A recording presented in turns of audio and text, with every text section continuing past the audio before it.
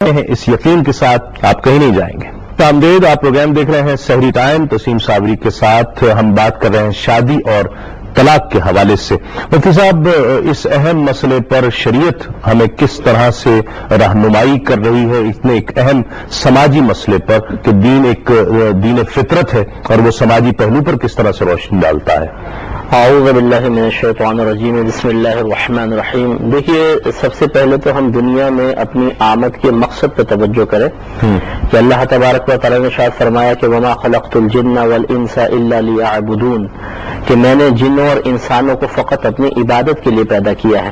ٹھیک، اور عبادت کا آسان سا مفہوم یہ ہے کہ جو اللہ تبارک و تعالیٰ نے امور ہم پہ فرض و واجب قرار دیے انہیں ادا کرنا، اور جن کاموں سے اجتناب کا حکم دیا ان کو ترک کرنا۔ ٹھیک، اس کے بعد بہت سارے امور ایسے ہیں جو اس عظیم مقصد کی تکمیل کی راہ میں معاون ہوتے ہیں، انہی میں سے ایک نکاح بھی ہے۔ ٹھیک، کیونکہ نکاح بے شمار گناہوں سے بچاتا ہے، اور اسی سے اس کی اہمیت کی طرف اشارہ بھی ہو جاتا ہے کہ نبی کریم صلی اللہ علیہ وسلم نے ایک مرتبہ ایک نوجوانوں کے گروہ کو دیکھا، اور راوی حضرت عبداللہ ابن مسعود رضی اللہ تعالی عنہ ہیں۔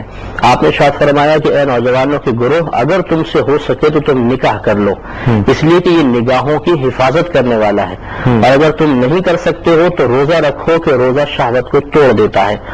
تو اس سے اندازہ ہوا کہ نبی کریم صلی اللہ علیہ وسلم نے دنیا میں آمد کے مقصد کی تکمیل کے لیے جو ایک اس کا پہلو تھا کہ گناہ سے بچنا اور نگاہ کی حفاظت، اس کے لیے بہترین عمل نکاح قرار دیا۔ اسی طریقے سے نبی کریم صلی اللہ علیہ وسلم کے فرمان عالی شان ہے کہ النکاح من سنتی فمن رغب عن سنتی فلیس منی، کہ نکاح میری سنت سے ہے، جو میری سنت سے بے رغبت ہوا وہ مجھ سے نہیں۔ ٹھیک، اس سے بھی اندازہ ہوتا ہے کہ اہمیت دو طرح ثابت ہوتی ہے، تو انعام کا تذکرہ یا کسی کام کے ترک پر وعید یا ناراضگی کا اظہار۔ دونوں طریقوں سے یہ معلوم ہوا کہ نکاح کی شریعت کے نزدیک بہت زیادہ اہمیت ہے، اور اسی سے توالد و تناسل کا سلسلہ چلے گا۔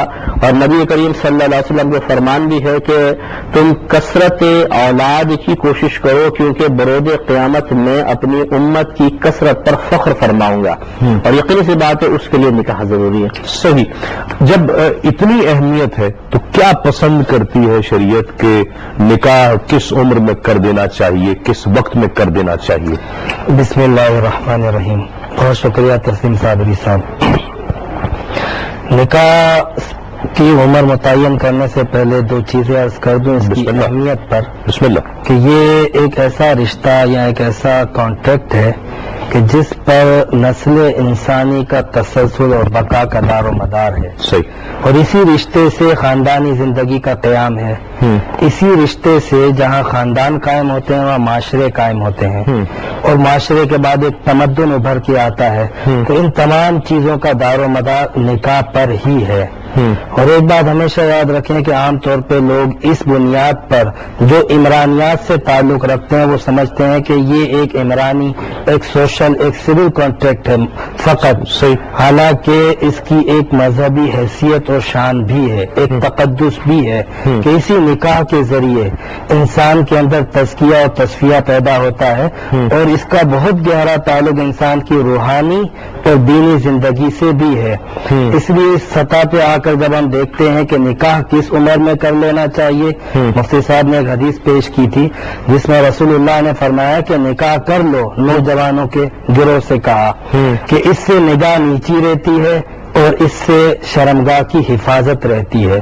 تو یہ نکاح ایک انسان کے اندر ایک تقاضا ہوتا ہے فطری، اور جب وہ تقاضا پیدا ہو جائے عموماً بالغ ہونے کے بعد تو نکاح تو اس وقت ہی کر دینا چاہیے۔ ٹھیک، لیکن اس میں کچھ چیزوں کا خیال رکھنا چاہیے کہ بندہ میچیور ہو جائے، کچھ اس کو نکاح کے حوالے سے اس کی ذمہ داریوں کا احساس ہو جائے۔ صحیح۔ تو ہمارے معاشرے میں اتنی دیر کیوں کر دی جاتی ہے کہ کسی قابل تو ہو جانا دو، اپنے پاؤں پہ کھڑے، یعنی وہ کون سے پاؤں ہیں جو نظر نہیں آ رہے اس پہ وہ کھڑا نہیں ہے؟ دیکھیں، یہ اصل میں حقیقت یہ ہے کہ دنیاوی تقاضوں سے صرف نظر بھی نہیں کیا جا سکتا۔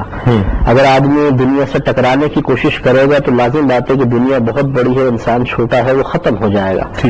اس لیے ماں باپ بھی بیچارے مجبور ہوتے ہیں، کچھ خاندانی تقاضے ہوتے ہیں، ماحول کے تقاضے ہوتے ہیں، پھر یہ جیسے مفتی صاحب نے ارشاد فرمایا کہ جب وہ نوجوان میں خود ابھی سنجیدگی اور متانت نہیں آئی، ابھی ایک چلبلا پن ہے، تو وہ لڑکی کو اپنے ساتھ رکھ کے سنجیدگی سے اس کے حقوق کیسے پورے کر سکے گا؟ صحیح۔ بلکہ بسا اوقات یہ دیکھا ہے کہ جلد بازی میں کی گئی شادی کی بنا پر ایک نوجوان اس لڑکی کی اپنے پاس موجودگی کو اپنے لیے پابندی تصور کرتا ہے، اسے اپنی آزادی سلب ہوتی محسوس ہوتی ہے، تو ایک نفرت، ایک کراہت، ایک بوجھ سا وہ محسوس کرنے لگ جاتا ہے، تو انڈرسٹینڈنگ نہیں رہتی ہے۔ ٹھیک ہے، اس لیے ان چیزوں کو بھی پیش نظر رکھنا چاہیے۔ اس کے علاوہ جیسے اب نان نفقے کا مسئلہ ہے، شریعت نے نان نفقہ لازم قرار دیا ہے، بلکہ نان نفقہ اگر کوئی دینے پہ قدرت نہ رکھتا ہو تو اس کے لیے نکاح کو مکروہ قرار دیا ہے، اور نان نفقے کی مقدار ہر دور میں مختلف ہوتی رہی ہے، کیونکہ نان نفقے کی مقدار موقوف ہوتی ہے عرف اور عادت پر۔ اب آج کے دور میں تقاضے بدل گئے ہیں، ٹھیک، لین دین کا اتنا معاملہ ہے، آپ اگر شادی ہے تو آپ گھر میں بیٹھ جاؤ، سب سے ناراضگی مول لے لیں، نہ تم ہمارے پاس آؤ نہ ہم جائیں۔ اب جس بھی شادی میں جائیں آپ 100، 50، 500، 1000 روپے تو آدمی دیتے ہی دیتا ہے، بلکہ حساب کر کے رکھتے ہیں کہ ہم نے اگر 1000 ہم نے دیے تو یہ ہمیں جواب میں کتنا دیتا ہے، اور نہ بھی تانا زنی ہوتی ہے۔ بالکل۔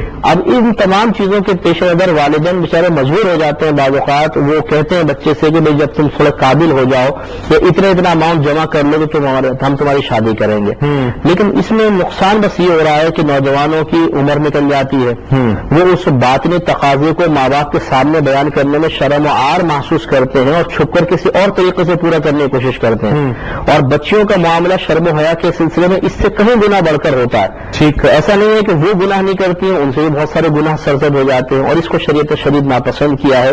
اس لیے ان تمام امور کو مد نظر رکھتے ہوئے ہم یہ کہیں گے کہ کوئی عمر تو مقرر نہیں ہے، لیکن دنیاوی تقاضوں کو ملحوظ رکھتے ہوئے اور بچوں کو گناہوں سے بچاتے ہوئے جتنے جلدی ممکن ہو سکے ان کی شادی کر دی جائے۔ ٹھیک۔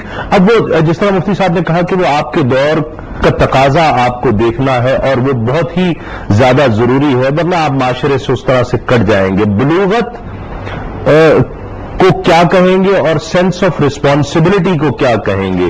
اب دو چیزیں سامنے آ رہی ہیں، ایک تو بلوغت اور ایک سینس آف رسپانسبلٹی آپ کی ہونی چاہیے۔